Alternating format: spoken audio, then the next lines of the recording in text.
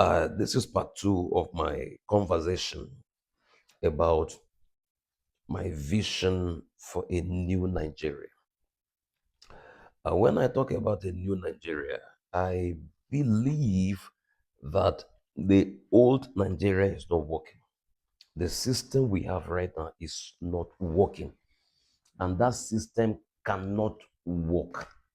Try to articulate clearly what I believe is the problem with Nigeria, and not only the problem, but to advance, to go beyond identifying the problem and providing solution.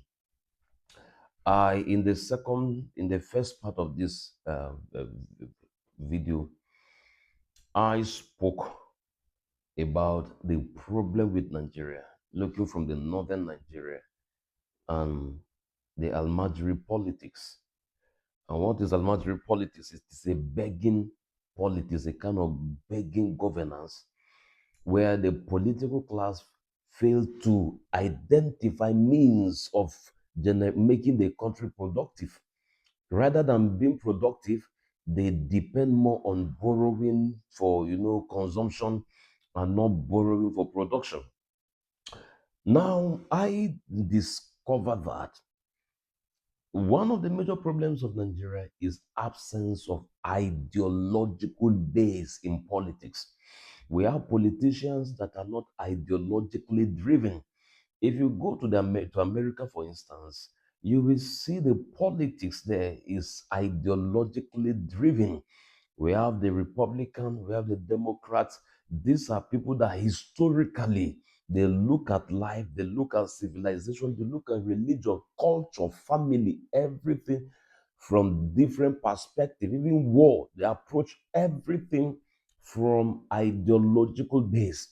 And if you come to the UK here, you see a similar pattern. The the Tories, the Conservatives, um, the Labour Party, and equally the Reform Party. These are parties with different vision, different perspective of governance. But if you go to Nigeria, they are lumped. There is no. They look at politics as a vehicle to power, and not vehicle for bringing transformation based on vision. So that is the problem. Politics is not seen as a vehicle for social transformation, social re-engineering. Politics is basically seen as an instrument by means of which people access power, and the power they access, it is for their own benefit, for the benefit of their families, benefit of their cronies, benefit of people that voted them into power, and not for the good of society. That is a major problem in Nigeria that I discovered. So I think going forward, it becomes important that people build political parties based on clearly defined ideologies. Ideologies that are not just spoken, but ideologies that are written.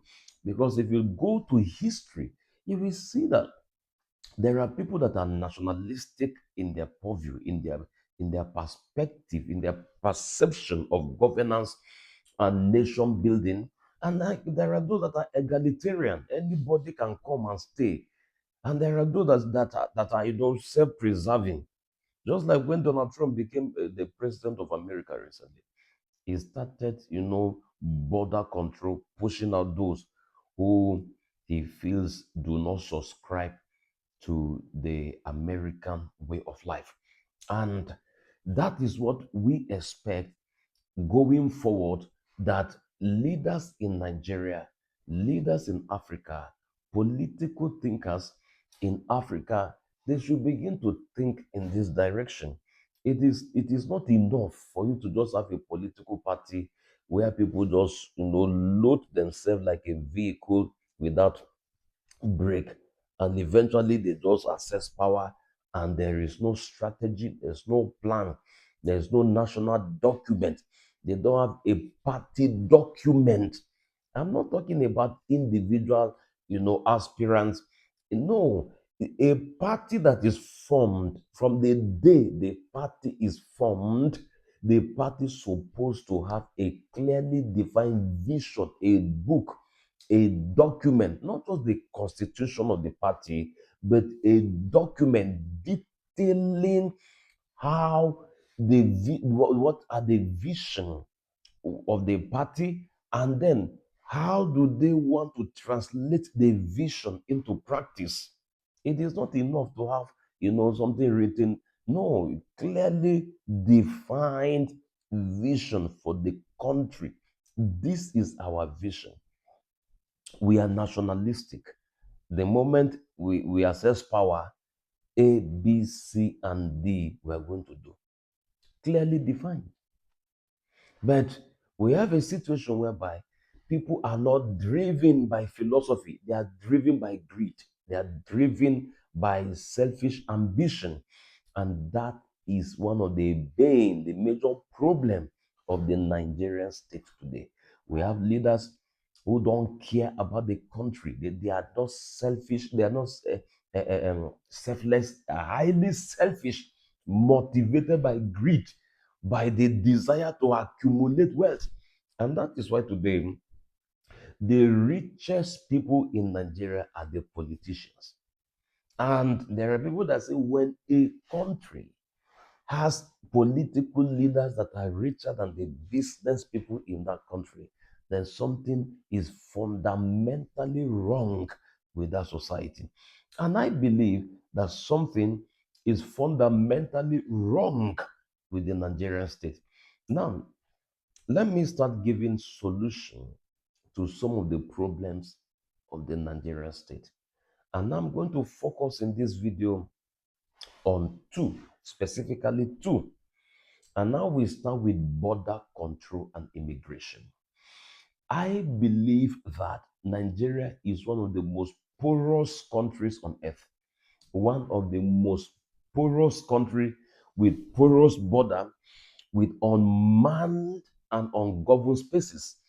When a country as big and as big and highly blessed with natural resources and national and natural resources like Nigeria, a country that is blessed like that, a country that is vast like Nigeria, with so much ungoverned spaces, with so much you know porous border, that country is calling nothing but doom and disaster. And that is equally what is happening to Nigeria today. You can see Boko Haram, you can see ISWAP, you can see all manner of, of creatures trooping into the country from different angles of the country.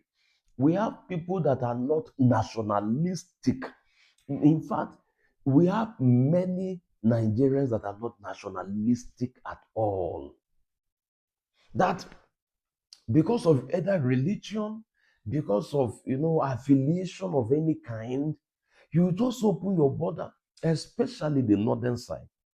You see people trooping in from Niger, trooping in from Chad, trooping in from Mali, Burkina Faso, trooping in as far as Libya. Recently, we saw a foreigner, I think that was caught or killed as part of the Boko Haram or ISWAP fighters. So we have many people like that who are in Nigeria today, and they were able to get citizenship, not citizenship, indigenous certificate from local government by paying bribe. It is appalling. It is highly appalling that we have a country where people can invade the country from different borders. I think that by now, and equally, the present minister of of security or security or the present minister of security, he minister of defense, he was an advocate of border control, building border fence, fencing the borders of Nigeria. But now that he's in power, I don't know what he's saying about it. I don't know what he is doing about it. But I believe that Nigeria should start investing massively on securing or on building border fence with Niger, border fence with Cameroon, border fence with Benin Republic, as in solid border fence, the type that Egypt built across its border with Gaza, the type that Israel built with its border with Gaza, and even Egypt with its border with Gaza. There is no nation that is serious with its security that wouldn't take border fencing serious. Fence the borders of Nigeria, and not only to fence the border, make it technological driven, install systems. And I believe that at this point in time, the custom and immigration structure in Nigeria should be massively overhauled. The problem with Nigeria is not more military men, it's not more police, it is more border fencing. Fence the border first, secure the border first. If the border is secured, if our borders are secured, we have achieved security. We are going to reduce terrorism and criminality by 50% if the border is well manned by nationalists, by people who are, who carry the interests of the country at heart. If the borders of Nigeria is greatly and fully manned by people that have mentality like eyes in America, we have people that love their country, people that value their country, people that would want their country to outlive them. When you have people like that, they will ensure that the country is fenced with both human structure and physical structures. Human structure, fence the border, put custom or immigration officers armed, fully armed and kitted. Man the borders. And not only manning the borders. You see, there is something that I like with the Nigerian state, but they abuse that thing, and that is police checkpoint. You see, police checkpoint is very, very good for a country that is going through what Nigeria is going through. For a country that is at its, nascent development at its teething stage, it is good for us to have police manning the borders of every state in Nigeria. Every state, before you enter a state in Nigeria, there should be a system put in place that people are checked. All these trucks carrying oil from the north to the south, from the south to the north, there should be a system whereby before you enter any state, there should be a system whereby you go through a scanner that can detect people carrying arms. You are going to see a lot of people that are smuggling arms. By that means, criminality will be reduced. But the problem with the Nigerian state, if you put policemen to man the border of states before you enter, let's say if you are leaving Abuja to Kogi State, the moment you come to the border between Abuja and Kogi State, it should be highly manned by drug enforcement officers, by police officers, by immigration officers. You should have it. And again, when you have structure put in place like that across the 36 states, and even now that they want to do state policing, it's a good thing that every state should take what I am saying serious. Man the borders of your state. Man it. Militarize the border. When I talk militarizing the border of states within the country, because that is the only way out. For now, that is the only way out. Just as we have Amotekun in the southeast, in the south, the southwest, so Amotekun should have been more like a border controlling structure. Before you enter Ogun State, Abeokuta, you should go through the checkpoint. And it's not a system of harassment, it's not a system of embarrassment, but it is like doctrine of necessity. Necessity demands that we go this route. We go this route. Man the border. You see, why do people build fences around their houses, even in the heart of the state of a country? If in UK here, you see many houses are fenced, whether it is dwarf fence or not. That demarcates ownership. That shows ownership. And some put terrible dogs in their properties to ensure that their properties are well defended. So we're supposed to look towards this direction. Man the borders, build structures, build fences, iron fences, electric enhanced fences with CCTV 247 being manned, 247 being manned, and in such a way that they have snipers ready at all times to take out any threat.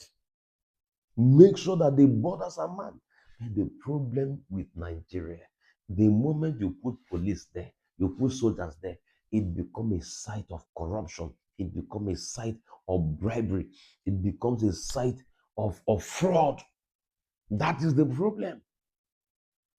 So, if we're able to man our borders, then we are going to come back to restructuring the country's political culture, political architecture. The political architecture of Nigeria, it needs overhauling. Yesterday I spoke about the constitution. The constitution needs to be burned, destroyed, and build a new one. Because what we have in Nigeria, that's not a constitution. It's a document of fraud. It's not a federalist constitution. It is because federalism as it is now failed in Nigeria. The only ism that can work in Nigeria is regionalism. It's only regionalism. Let's go back to the regional structure. Let regions control their resources. And when they control their resources, let them develop at their own pace. And when they develop at their own pace, let people hold their leaders accountable. People of, let's say, we have the North Central, which I prefer to call the Midlands. We have a structure whereby the states that constitute the Midlands will come together and form a bond, form a structure, architecture of development, architecture, structure that will help them to advance. And the duty of the federal government is oversight, is to ensure that within the state there's no clash, no conflict, overriding each other. The state enters to mediate. So, in the overhauling of the state, I propose three things. Number one is FA, that is the Federal Authority. Number two is the State Authority, SA, FA, SA, and number three, LA, the Local Authority. When we split the country into 6 geopolitical zones, then we can have, if you write down, the country has been split into geopolitical zones. And all of the zones, they have development commissions. But these development commissions are site of fraud, of massive fraud. Just have thieves stealing and looting and plundering the resources that are supposed to develop those regions. That is not what we're talking about. Talking about systems that is built on honesty, and trust. So what do we do as a nation? Number one, we dismantle this structure that we have now, reduce the power of the of the federal government, and give more power to the states. Give devolution of power, give more power to the states, give more power to the states. Let power go back to the states and the local unit. Because in the 1999 constitution, it was a robbery. The constitution robbed the state and the local government of everything. It stripped them of everything. The constitution stripped the local government and the state of everything, left them naked, exposed to what we are seeing today. So it becomes expedient that we overhaul that constitution and then create what I call the federal authority, the state authority, and the local authority. In the federal authority, the president has only 5 years to spend. Only 5. After 5 years, you are not given any benefit, no pension, nothing. After 5 years, go back to what you were doing before you are given that position. Go back to your farm, go back to your business, go back to what you are doing. After 5 years, go back, return home and leave us alone. Let another set of people come. After 5 years, senators go back. 5 years. You see, we have to make constitution unappealing, the politics unappealing, so that people that have thought ideas, people that are nationalistic will come and help the country to move. But the way things are right now, the politics is so appealing to rogues. That is why we are where we are today. Because sometimes if some Nigerian politicians open their mouth to speak, I begin to wonder. I become ashamed of myself that I share the same space with people like that. And they talk, discover this person is bereft of intellectualism. It's just, I don't even know why the person was once a governor. I don't know why. Don't know why. Can't explain why that such an entity became governor, president, or senator in Nigeria. You can't explain why. And it's appalling and it's an aberration on the intellect and intelligence of many of us who are intellectuals. Now let's go back to the federal government. Reduce the power. Let regions have the power to create their electricity. Let region create their transport system.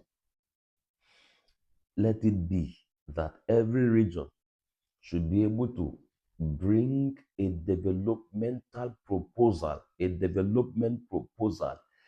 50 years development proposal, stage by stage, then submit to the federal state this thing. So the role of the federal government is to ensure that each of the region and each of the states follow through the developmental plan. When a person becomes a president, let them give them a developmental goal or plan of this country. Within the space of 10 years, these are the things we want to achieve as a nation. We want to have railway across all the federating region. Okay, these are the parts that the federal government is to play. This is the role the state is to play. This is the role the local government is to play. Let us stipulate all these things clearly and have a 50 or 100-year developmental plan. Every state, bring it. Let everybody know. Let us see it. Let us agree. When a governor comes, he shouldn't talk, because the truth of the matter is that we have given them the state and we couldn't see what they have done with it. So why not let every region come up with a proposal and let it be backed by the constitution? Let it be backed by the state. Okay, in this year, these are the things we want to achieve. And it therefore means that if the state is unable to achieve these things, that is where the federal might can come in. Let it be, because you see, desperate times need desperate efforts. We just have to think out of the box where we are today as a nation. We have to think out of the box, because what other people are doing naturally, normally, we want to do it in our country, is not working. So why not let it be legalized? Let every region and every state come out with developmental plan broken into 5 years. That anybody that is the chief executive officer of the state, as you are coming in, then the judiciary and the legislature will present to you the template of the state. This is our template.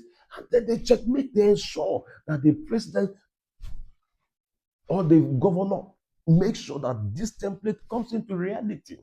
We want to have rail station across this. Okay, you're going to bring 10 billion, going to bring this billion. This is it. Let's do it. Let there be a council that ensure that these are done. And it has to be legitimized by the constitution. It has to be backed by constitution. Okay, now let's go back to you. You are recruited to be the manager of a bank. Is there no job description? What is the job description given to the president? Now, in America, there's what we call the American dream. And this was the philosophy that governed the founders of the country, that governed life till today. It is a philosophy, it's a way of life, it's a culture that is ingrained even in the vision, in everything of the people. You can see it. So what is the dream of Nigeria? What's the vision? There was a time that there was the Millennium Development Goal that some governors in Nigeria, it was a template that was given to many people, and they follow.